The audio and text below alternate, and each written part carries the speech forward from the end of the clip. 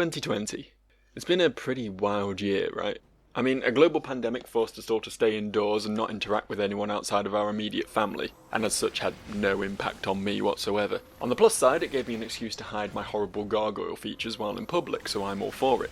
We almost had World War III this year, and then Australia spontaneously combusted, and then a North Korean dictator proved he truly was Jesus Christ by rising from the grave a few days after his death was reported. The whole world erupted in a race war which lasted about 5 minutes before escalating onto Twitter like all good arguments do in the present year, and the Americans spent months arguing over which hollow, rotting marionette would have the privilege of spending the next 4 years dancing for their pleasure. And now that's all been decided, they can move on and spend the next several months having the exact same argument, only backwards. In short, the world is a perpetually cycling conveyor belt of horrors, and the only small solace we can take is that video games continue to be produced for our enjoyment. The only real difference being that they now originate from the stinky bedrooms of the developers instead of their marginally less stinky office cubicles. And boy, were there some big names dropping this year. Animal Crossing, Doom Eternal, Ghost of Tsushima, The Last of Us 2, Cyberpunk 2077, the list of super impressive, groundbreaking titles which I massively haven't played is truly endless. Indeed, if you're looking for an objective list of titles to please and appease your salivating gamer mandibles, then run. Run while you still can, because this list is going to pretty much just be a hastily assembled compilation of 10 games I liked enough to scribble onto the back of a Tesco receipt between playing yet more Dark Souls 3 and attempting to escape the slow burning insanity of a Tier 3 lockdown by smashing a hole in my kitchen tiles using only my forehead. Before we get started, I just want to remind you that my opinions are terrible. Look at last year's list, for example, and its complete lack of the Outer Wilds, which we all know in hindsight was probably the true game of the year. Yeah, this list will probably be very similar, so buckle up while I exclude all the best games and instead just talk about a handful of random ones that I thought were kinda cool.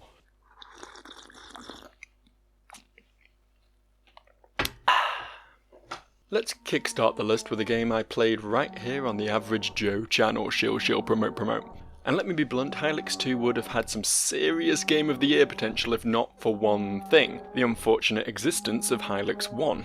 See, we gamers are a notoriously hard bunch to please, and I'm no different. If a sequel to a game I love deviates too far from the established formula, then I'll be the first to spit my dummy out and call an otherwise impressive release a 6 out of 10. But then there are sequels which change so little from the formula that a little part of you just keeps asking over and over again, what is the point in this existing? And for all of its incredibly cool surreal claymation visuals and its near-perfect soundtrack and its honest good versus evil story and its off-the-wall comic timing, I found it very hard to get into Hylix 2 on the basis that my time with it felt like an extended bout of deja vu, possibly brought on by some PCP abuse and blunt force trauma. Still, if you've not played the first one and you like Terry Gilliam, then I cannot recommend this game more highly. A neat little game which became my latest reason to play my Switch on the toilet until I lost all feeling in my feet, One Step From Eden can best be described as a roguelike Mega Man battle network. Or for the uninitiated, that game that looks like a turn-based RPG but actually isn't.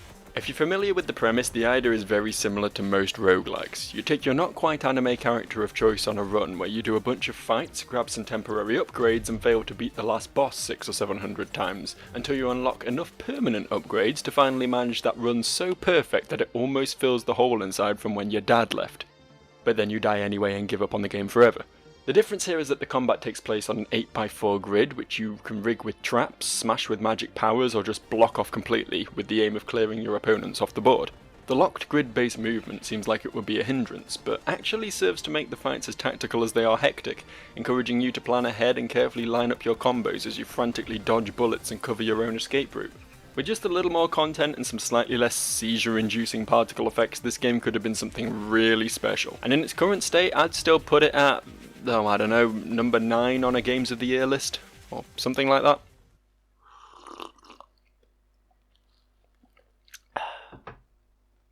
Ever since the small ginger golem-like creature that was 6-year-old Joe first played the port of Bullfrog's theme park on his Sega Saturn, I've been weirdly infatuated with management sims. My interest comes and goes. Aside from the 2018 Totally Not remake of Theme Hospital, I've not really played such a thing in years. However, one game that I had to check out based partly on a recommendation and partly because of its adorable art style was Parkasaurus, the slightly less grouchy take on Jurassic World Evolution by the previously unknown two-man team from Wash Bear Studio.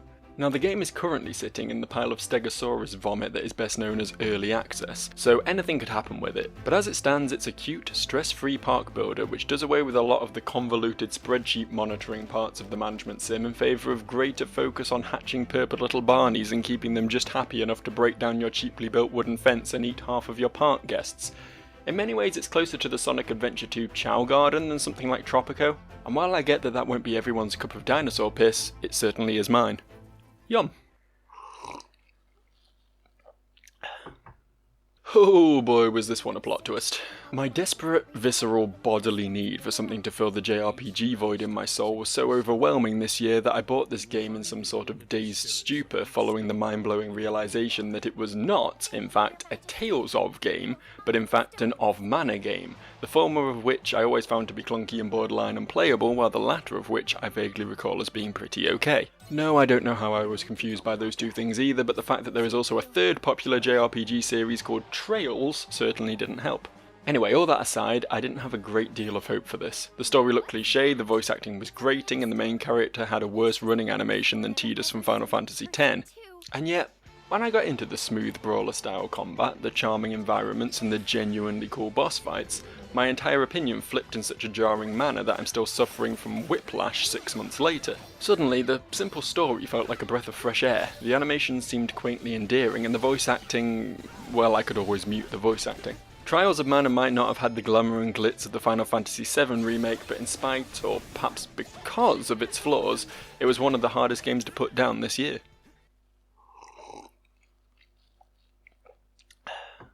I have to admit, it's difficult to find anything to say about Spiritfarer which I haven't already said during my 30 episode playthrough, shill promote. But I guess I can provide the cliff notes for anyone not looking to waste an entire day in my company. Spiritfarer is essentially what would happen if Harvest Moon and Dear Esther had a malformed love child.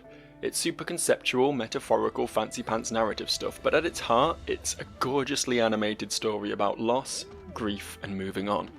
The minute-to-minute gameplay is the basic collect, farm, craft, rinse, repeat loop that we've all seen a million times, but by forcing the focus on monetary gain into the background, and instead encouraging the player to want to make or harvest or cook things for their passengers, it forges a stronger link to the narrative and makes us really care about what we're doing. And it works its magic subtly, making us slowly grow attached to honestly initially unlikable characters by showing them as flawed, complex, relatable individuals rather than perfect people with perfect lives. I'll be first to admit that the gameplay is slow for a 20-odd hour game, and could perhaps have used a little something extra to keep us invested, but that doesn't change the fact that I woke up every day wanting to go back to the game, to do my chores, and see what the passengers were up to. It's a game that's for sure not for everyone, and can even get a little wearing at times, but the pleasant little moments wrapped up in the game's overarching narrative make it all worth it. And now I'm realising how dry this entry has been, so here's a wacky fart sound.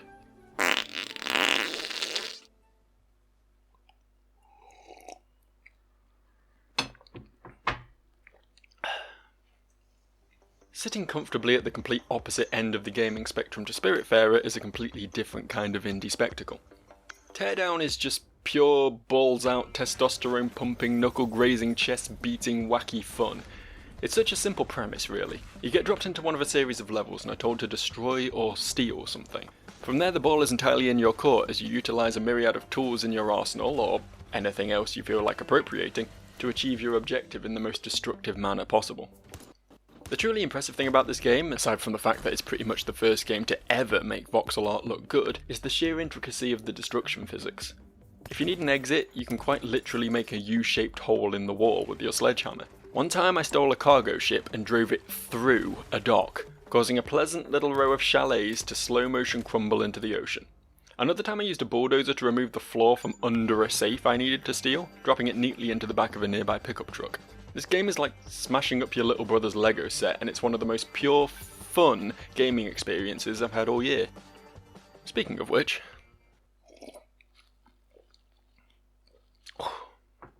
if you want pure, fun gaming experiences, then oh boy have you come to the right place. See, there are a couple of genres out there that I would really like if it weren't for some pretty major gripes. 3D platformers as a whole suffer from lack of movement precision and issues with camera depth perception. Battle royales are a cool concept made punishing by player skill gulfs and long wait times. So the reason I love Fall Guys so much is its ability to utilise the flaws of a 3D platformer in a positive way to counterbalance the flaws of a battle royale. I mean, obviously there is skill involved in getting that chicken dinner, but it's hard to consider yourself a super hardcore player of a game which centres so firmly around the concept of stumbling around like a drunk uncle at Christmas. And it's hard to get mad at a game which you can leap straight back into within seconds of being eliminated. I don't need to explain to anyone how this game works. It was the biggest thing in the world until that other slightly cheaper, similarly bean-shaped party game came along, but goddamn is this game almost abusively playable. And as long as they keep bringing in new content, it will remain so for a long ass time. In fact, if it weren't for the elevator music on Fast Forward soundtrack and the obnoxious microtransactions, then this could have been in with a shot for my top spot this year. Oh well, moving on.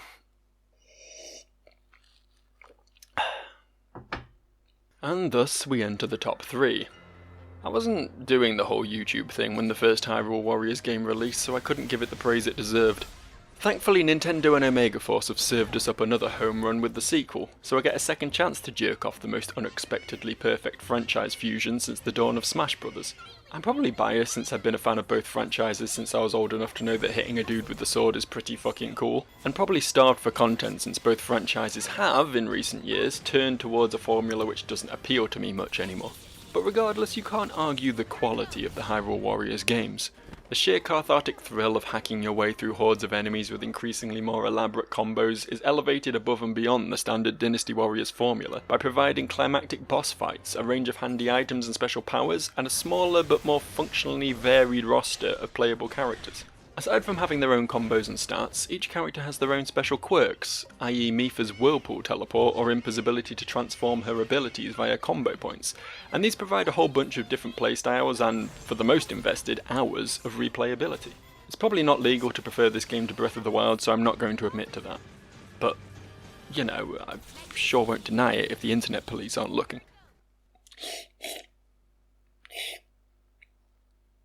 I think I'm out of tea. I didn't want to be this predictable, I really didn't.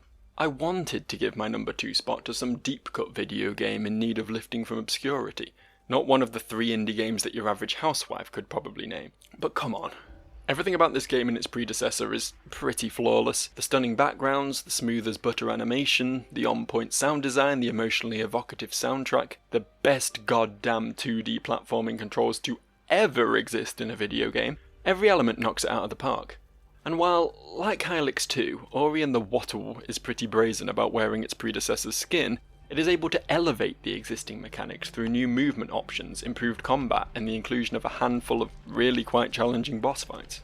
Meanwhile, the new map is just as well designed and explorable as the one from the first game, and the simple narrative, if anything, managed to one-up the events of the previous game by not completely invalidating its own plot hooks, which is one of the few gripes I had with the first game. If you like Metroidvanias or platformers or nice visuals or video games at all really, then you should really have already played this game. And if you haven't, then consider this me ordering you to do so.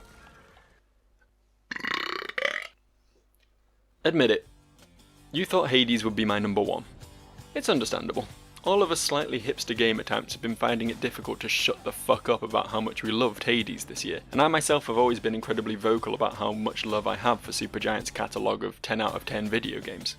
Maybe in a world where I hadn't already included Hades in a Game of the Year list, it could have taken this year's top spot, especially given the impressive array of improvements this game has enjoyed in the months leading up to its official release. But unfortunately the game has been available to the public for over 2 years now, and I've always been of the opinion that once a game is being exchanged for money on storefronts, then it's released and open to criticism.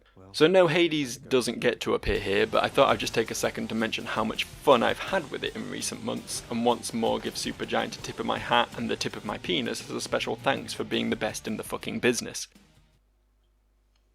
I'm like thirsty. I want another cup of tea, but the kettle's all the way downstairs. Yeah, that's right. My actual Game of the Year is a game that hasn't officially released yet. I guess that's another reason why I wanted to make that statement about early access, because early access is unfortunately very much the case for Temtem. Unless it's had another update in the last month or so, the game still doesn't have a functional quest log. The story is unfinished and half of the totally not a Pokédex is inaccessible.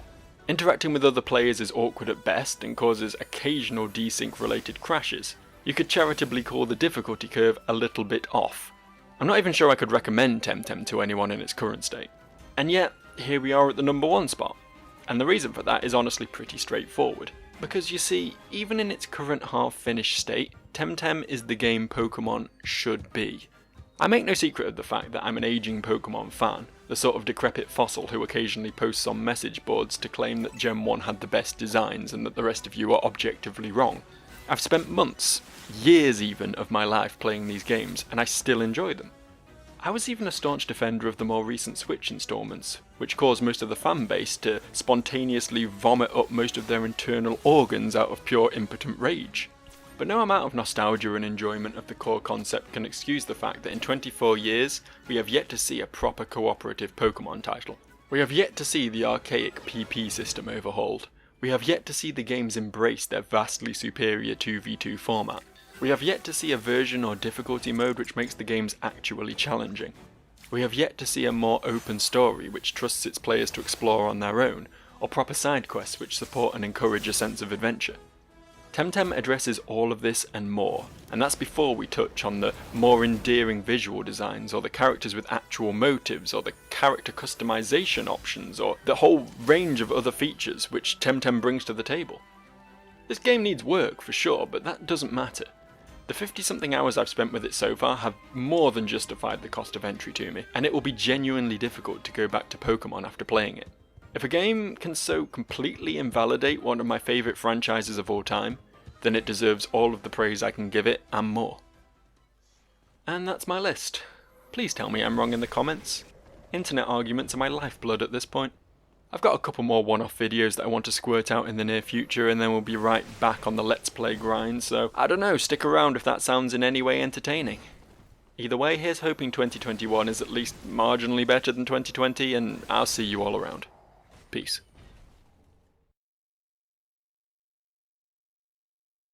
"2020. Spinny."